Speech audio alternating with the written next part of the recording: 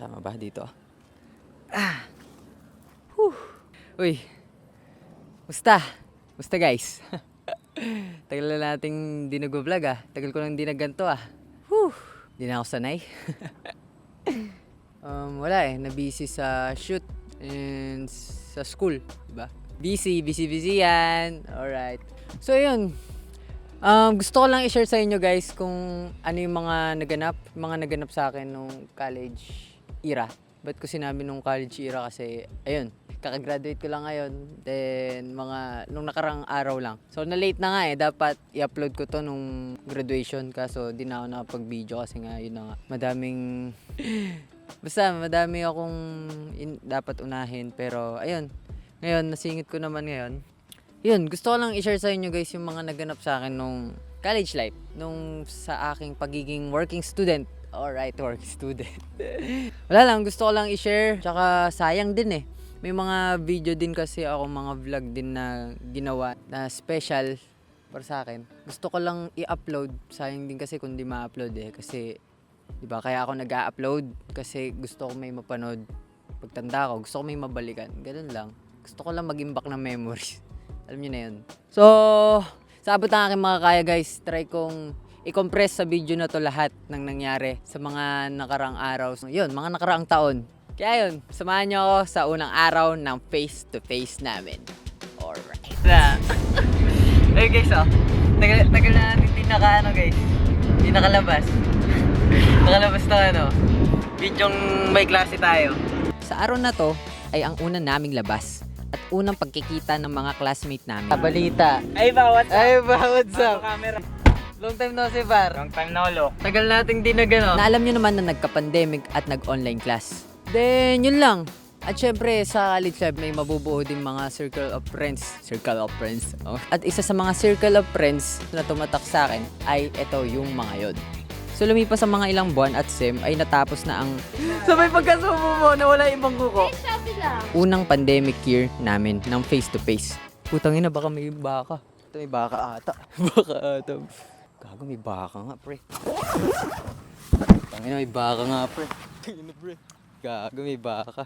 Tangina, may baka, pre. Tangina, dami nila. Hindi sila, pre, oh. Tangina, pre, oh. So yun, lumipas ang mga ilang buwan at sem natapos na ang academic year. At syempre, pag natatapos ang academic year at nagbabakasyon, ano ba ang ginagawa ng mga tropa pagkatapos ng bakasyon? Eddie, swimming! Tangina. Pero pangin vlogger, guys. Ay, grabe. Ito na kami, guys. So, ayun na nga, pag paminsan-minsan sem break at may mga time paminsan-minsan, nagkikita din kami paminsan-minsan ng mga tropa. So, ayun, bago nangyari yung lahat, meron muna ako nakilalang isang tao. At eto yun. May isang tao ako nakilala. At ang tao na to ang naging tulay para maranasan ko at makuha ko ang mga pinapangarap ko.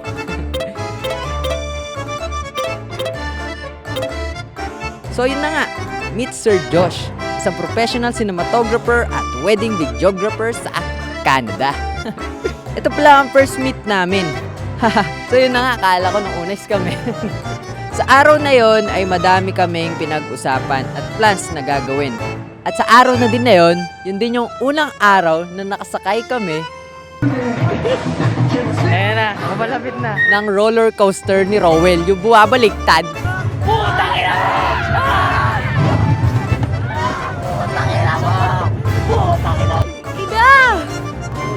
Ayoko na subukan.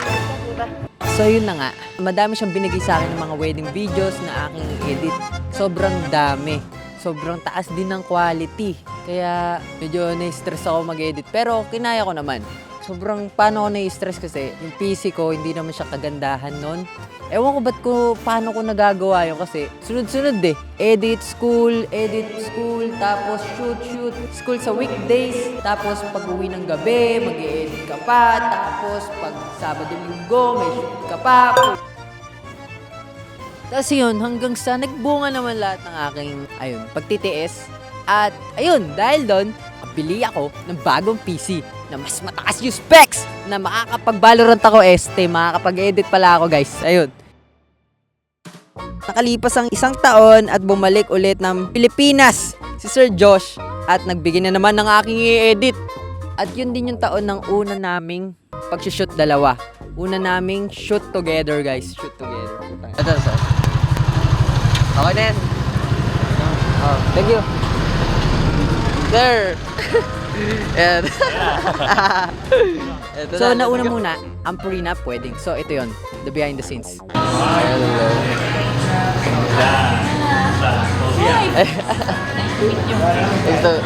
Nice to meet you po.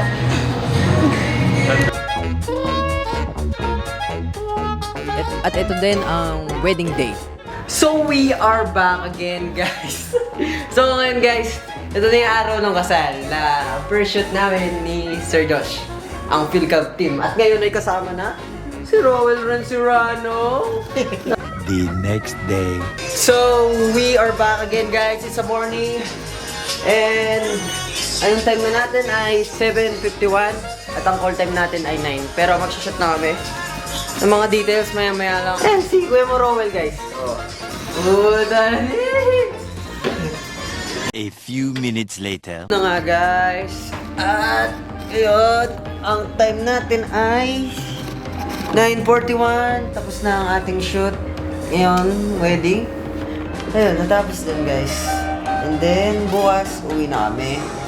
So, yun lang, guys. Ito ang una naming shoot ng PhilCab Philippines. Let's go!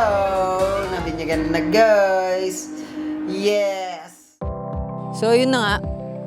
Fast forward tayo. Madami nangyari sa buhay ko at sa industriya na pinasukan ko.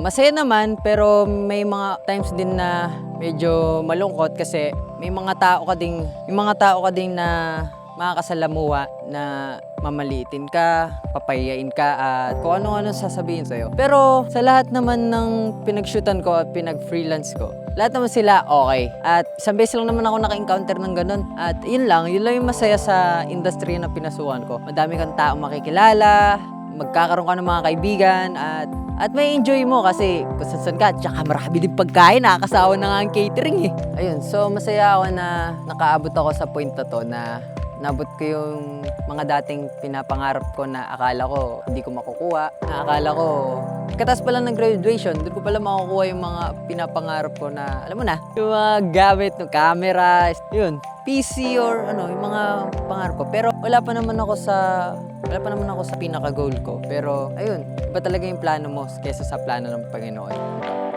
So yun lang, guys. Medyo umuulan na. Madami pa naman sana akong sasabihin pa pero hanggang dito na muna siguro.